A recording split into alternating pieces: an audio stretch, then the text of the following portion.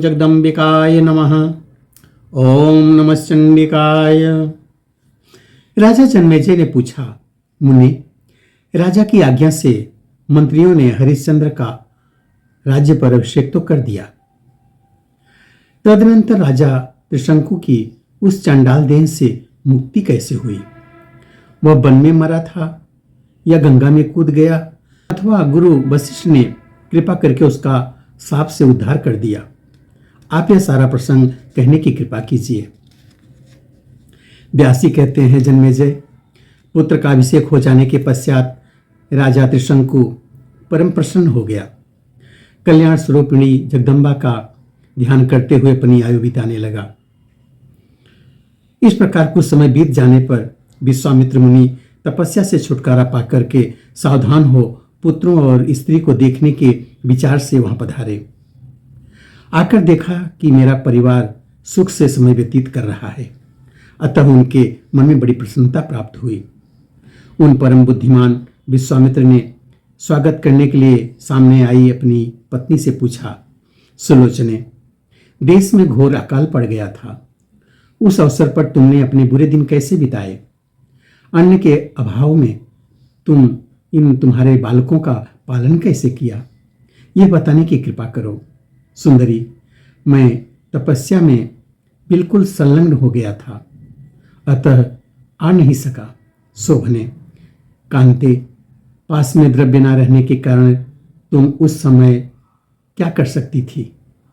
व्यासी कहते हैं, राजन, अपने पतिदेव विश्वामित्र की बात सुनकर मधुर भाषण करने वाली उस स्त्री ने उनसे कहा, मुनिवर, आपके चले जाने पर उस घोर अकाल में मैंने जिस प्रकार परम दुखदायी जीवन व्यतीत किया है वह सुनिए।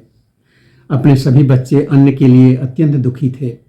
उन्हें भूखे देखकर कुछ तिन्नी का चावल प्राप्त करने के लिए मैं बन बन भटकने लगी। मुझ पर चिंता के बादल छाए हुए थे। किसी प्रकार कुछ थोड़े से फल की प्राप्ति हुई। इस प्रकार निवार के सहारे कुछ महीने व्यतीत किए। प्रियवर, निवार समाप्त हो गया, फिर मेरा मन चिंता में घिर गया। जंगल में उस घोर अकाल के समय ना अब कहीं निवार था और ना ही भिक्षा से मिलने वाले अन्न की आशा थी। वृक्ष पर फल नहीं रह गए थे। धरती में उत्पन्न होने वाले कंदमूलों का नितांत अभाव हो गया था। भूख से पीड़ित अत्यंत घबराए हुए मेरे बालक निरंतर रोने लगे। मैंने सोचा, क्या करूं, कहाँ जाऊं और इन भूखे बच्चों की दशा किससे कहूं? इस प्रकार मन ही मन सोचकर मैंने निश्चय किया, किसी धनी व्यक्ति को अब एक पुत्र दे दूं और उसका मूल्य लेकर उसी द्रव्य से अन्य बालकों की रक्षा करूं। इन भूखों मरते पुत्रों के भरण पोषण का दूसरा कोई भी उपाय नहीं है। महाभाग, ऐसा मन में सोचकर मैंने बेचने की बात इस पुत्र के सामने रखी। यह अत्यंत डरकर रोने लगा। मैं लोक लज्जा छोड़कर इस रोते हुए बालक को लेकर घर से निकल पड़ी। तब मार्ग में मुझे अत्यंत घबराई स्त्री को देखकर राजर्षि सत्यव्रत ने पूछा, यह बालक क्यों रोता है? मुनिवर, तब मैंने उनसे यह वचन कहा, राजन, इस समय यह बालक मेरे द्वारा बिकने के लिए जा रहा है। मेरी यह बात सुनकर उस नरेश का हृदय दया से पिघल गया। उन्होंने मुझसे कहा, तुम इस कुमार को लेकर घर लौट जाओ। तदनंतर किसी तरह उन्होंने मेरे बच्चों का भरण पोषण किया है। मेरे ही कारण वशिष्ठ ने उस राजा सत्यव्रत को श्राप दे दिया। कुपित हुए उन महात्मा ने राजा सत्यव्रत का नाम त्रिशंकु रख दिया और उन्हें चंडाल हो जाने का शाप भी दे दिया। कौशिक, उन राजकुमार के दुखी होने से मैं भी बहुत दुखी हूँ, क्योंकि मेरे ही निमित्त उस नरेश को चांडाल हो जाना पड़ा है। अतएव अब तपस्या अथवा बल के सहारे जिस प्रकार भी उपाय से उन राजा की रक्षा करना अब आपका परम कर्तव्य है। व्यासी कहते हैं, शत्रुओं के मान मर्दन करने वाले राजन, मुनिवर विश्वामित्र की वह परम साध्वी भार्या दयनीय दशा को प्राप्त हो चुकी थी। उसकी बात सुनकर आश्वासन देते हुए विश्वामित्र ने उनसे कहा। विश्वामित्र बोले, कमललोचने, जिसने घोर अकाल के समय रक्षा करके तुम्हारा परम उपकार किया है, उस नरेश को मैं शाप से अवश्य मुक्त कर दूंगा। मेरे द्वारा विद्या एवं तपस्या के बल से बहुत शीघ्र उसका कष्ट दूर हो जाएगा। राजन, मुनिवर कौशिक परमार्थ तत्व के पारदर्शी विद्वान थे। उन्होंने अपनी प्रिय पत्नी को यूं आश्वासन देकर मन में सोचा कि इस राजा का दुख कैसे दूर हो सकेगा। सम्यक प्रकार से विचार करने के पश्चात जहां त्रिशंकु था वहां वह चले गए। उस समय वह चांडाल की आकृति में अत्यंत दीन होकर एक स्वपच के घर पर ठहरा हुआ था। मुनि को आते देखकर वह बड़े आश्चर्य में पड़ गया। तुरंत दंड की भांति पृथ्वी पर पड़कर उसने मुनि के चरण कमल पकड़ लिए। तब द्विजवर कौशिक ने राजा त्रिशंकु को हाथ से पकड़कर उठाया और आश्वासन देकर कहा, राजन, तुम्हें मेरे लिए मुनि द्वारा शापित हो जाना पड़ा है, अतः अब मैं तुम्हारी अभिलाषा पूर्ण करूंगा।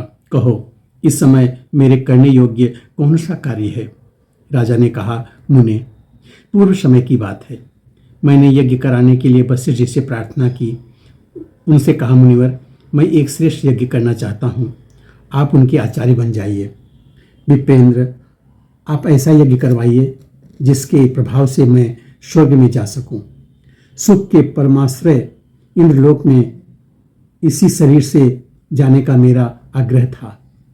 तब वशिष्ठ जी ने कुपित होकर मुझसे कहा, अरे प्रचंड मूर्ख, तो इस मानव शरीर से स्वर्ग में स्थान कैसे प्राप्त कर सकता है? परम पवित्र मुने, मैंने स्वर्ग के लोभ में आकर पुनः उन महाभाग से कहा कि तब मैं किसी दूसरे को आचार्य बनाकर अपना उत्तम यज्ञ संपन्न कर लूंगा।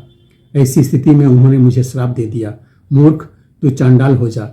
मुनिवर, इस प्रकार श्राप लगने का समस्त कारण मैं कह चुका। आप मेरे दुख का अंत करने का में परम समर्थ हैं। राजन, तदनंतर आरंभ से अंत तक दुख की सारी बातें बताकर राजा त्रिशंकु चुप हो गया। विश्वामित्र मुनि भी उसके शाप को मिटाने का उपाय सोचने लगे। व्यास जी कहते हैं, राजन, तपस्वी गाधी नंदन विश्वामित्र के मन में कर्तव्य के विषय पर विचार करके यज्ञ की सामग्रियां जुटाईं और मुनियों को आने के लिए निमंत्रण भेज दिया। निमंत्रित मुनिगण यज्ञ का अभिप्राय समझकर आने से अस्वीकार कर गए। वशिष्ठ जी ने उन सबको मना भी कर दिया था। यह बात जानकर विश्वामित्र जी उदास हो गए। उनके दुख की सीमा नहीं रही। तब वे वहां जहां राजा त्रिशंकु रहते थे वहां चले गए। जाकर उन्होंने त्रिशंकु से कहा, राजेंद्र, वशिष्ठ ने अब सभी ब्राह्मणों को मना कर दिया है, अतः यज्ञ में कोई भी ब्राह्मण सम्मिलित नहीं हो सका। महाराज, अब तुम मेरी तपस्या का प्रभाव देखो, जिसके बल पर मैं तुम्हें स्वर्ग में भेज रहा हूं, क्योंकि तुम्हारा मनोरथ तो मुझे पूर्ण करना ही है। यूं कहकर मुनि श्रेष्ठ कौशिक ने हाथ में जल लिया और गायत्री जप के उपार्जित अपना सारा पुण्य संकल्प के द्वारा राजा को सौंप दिया। पुण्य प्रदान करने के पश्चात उन्होंने राजा त्रिशंकु से कहा, राजर्षि, अब तुम सावधान होकर स्वेच्छापूर्वक स्वर्ग में जा सकते हो।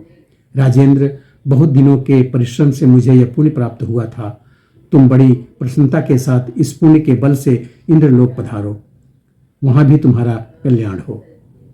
व्यासी कहते हैं, जन्मेजय, ब्राह्मण श्रेष्ठ विश्वामित्र के यूं कहने पर उनकी तपस्या के पूर्ण प्रभाव से उसी क्षण वेग पूर्वक त्रिशंकु ऊपर उड़ा, मानो पक्षी उड़ रहा हो। वह अत्यंत क्रूर एवं चंडाल के वेश में था। जब आकाश मार्ग से उड़कर इंद्रलोक के पास पहुंचा, तब उसे देखकर देवताओं ने इंद्र से कहा, प्रभो, देवता का अनुसरण करने वाले वायु के समान तीव्र गति से आकाश में उड़ता हुआ यह कौन आ रहा है? स्वपच की आकृति वाला यह व्यक्ति देखने में बड़ा ही भयंकर है।